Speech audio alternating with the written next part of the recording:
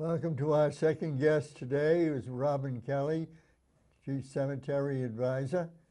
And Robbin has a lot to talk about. Not only the new pet cemetery, but a lot of things that are going on before that. And so she wants to get right into that. Is that right, Robbin? Yes. Very good. So, So why don't you take off? Thank you. So we will be having the pre-planning seminar, which will be on October the 5th, which is a Monday, and it's from 10 to 2. It's going to be a luncheon here at the community center. You need to sign up for that. So you would call the Council on Aging. We work together with the Council on Aging and the cemetery department, and we discuss different topics that are of interest for your end-of-life planning. So we have somebody come in and talks about bereavement.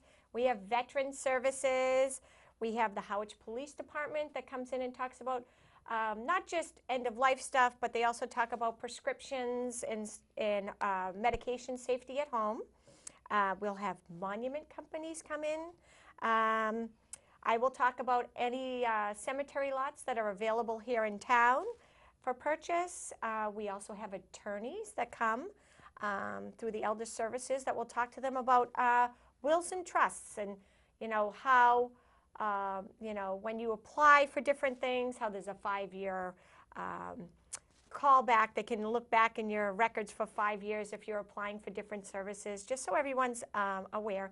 And then Kevin from the Council on Aging is also going to do a little bit of a topic again on his Death Cafe, which was a huge success here. It's like a round top that people talk about death, their experiences with dealing with somebody who was going to be, handed a terminal illness or has just had a sudden death in their family and how they're dealing with that. It's just like a round table discussion that they have here ongoing. Well, that sounds pretty serious. Yeah. Well, and some people just like to get everything in order. I had 2 sudden deaths this past week. So I had to meet with families at the cemetery to pick out a cemetery lot, help them get to the funeral home, and make all those arrangements and write an obituary and do all of that stuff all in one morning so that they can get in, in something in the newspaper.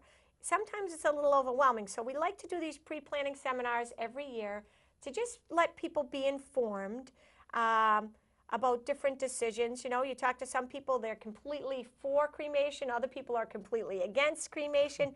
But when somebody dies suddenly, if they've never had that conversation with their children or their spouse, then they have to make that decision for you. Right. So we at the cemetery department, we have put together a little pre-planning booklet that is downloadable from our website that has been put on by our lovely town employees. Thank you, Jamie. And it just walks you through everything that you would need to know. A lot of things that are left out blank on a death certificate would be like your parents' place of birth. A lot of people don't know, and at the time, if they're dealing with a sudden death, they can't think clearly. So this is something you can pick up and do way far in advance and tuck it away somewhere or tell your children about it. So we just like to inform people on their options and going forward so that they're very prepared for these situations, so they're not blindsided at the last minute.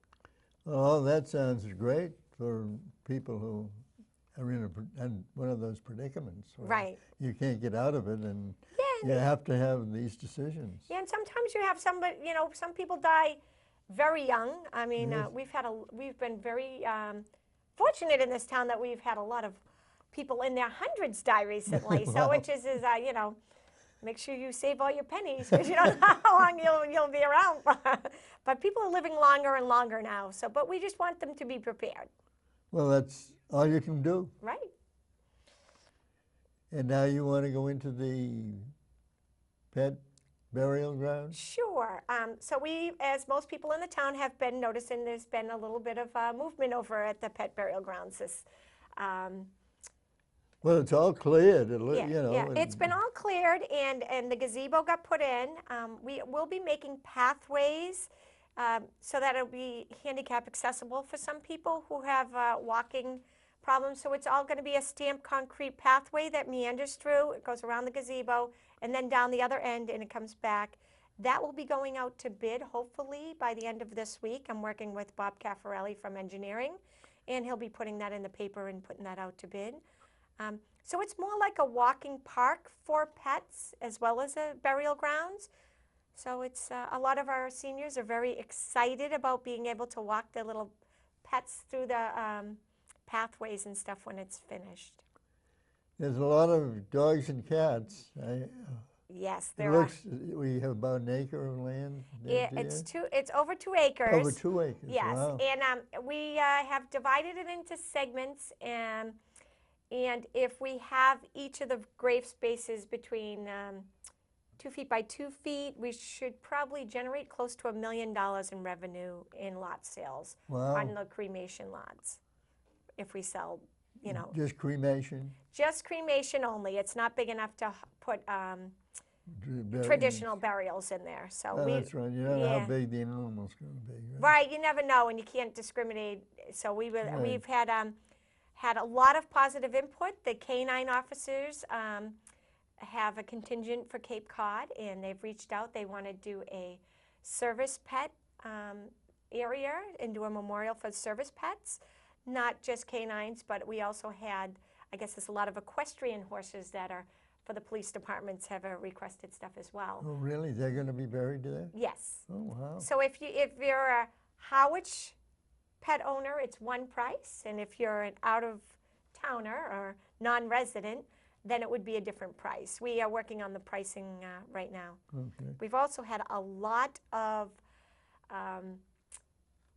support from the pet community. We've had several veterinarians offer to purchase benches, and quite a few landscaping companies, one large one in Hyannis, that wants to donate shrubs and bushes for the property as well. So it's been a little overwhelming for me because we have to go through a process. You can't just accept gifts. So we have to get all sorts of stuff done at Town Hall to make sure that we accept gifts properly, and you know how that works for the town. Well, I had a dog, and he died before my wife, and so he was on the mantle, his little cremation jar.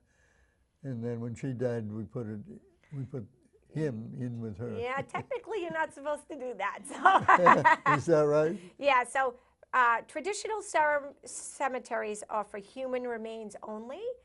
The reason why we started the pet cemetery was because the state of New York is changing their rules and regulations to include that pets could be buried in your cemetery if you do not offer an alternative. Oh, really? So that is why we went forward with doing we will be the first municipal pet cemetery in the state of Massachusetts.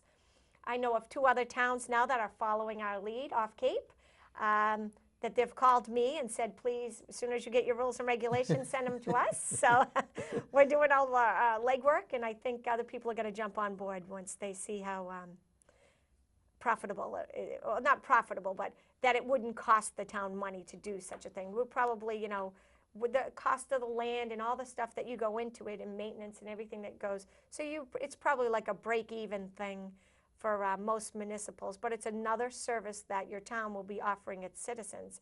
And a lot of our seniors or people are renters, and when their pets pass away, you know, people traditionally would bury them in their yard, but then they move, and then they can't go back and visit them when somebody else owns their home. No. So you want to try to make a alternative for them so they can have respect their pets, because now sometimes people, their pets are like their children, and they love them and want to be able to visit them. So. And of course, you know, most of them don't live more than 15 years. Right. They say that each person who has a pet usually owns 8 to 10 in their lifetime. Wow. So I think that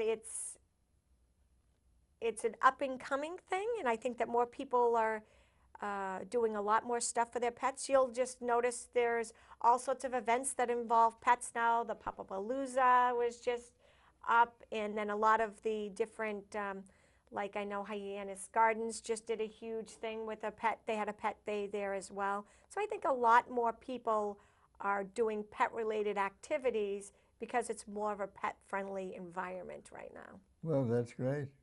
And so Bart is in with his mother. And is that it? That's all we have for right now. As soon as we get any more updates on when the opening will be, we have a list of 13 people that already want their pets interred Really? in the cemetery. So as soon as the pathways are finished and we have the markers on the ground, we'll be able to start selling lots. Now that you can, a jar can go into a space about that big. Right. Is that? But a lot of people want to do memorials for their Yes. pets, so they want to make a marker. So all the markers will be flat, flush markers for easy mowing, so you won't see any markers on it. It'll look like a park as you drive by, and it'll have benches and. How big will a lot be? We think about 2 feet by 2 feet, like a square. So we are still working on all of the rules and regulations, but as soon as we finalize them, we'll be posting them probably on our website, and as well as probably do another update here on Channel 18 so that people can be informed before anything happens. Well, that'll be great. Okay? Yes. Well, thank you. I don't have a pet anymore, but I'm glad to hear that. Okay. Best of luck. Okay, thank you. Very good.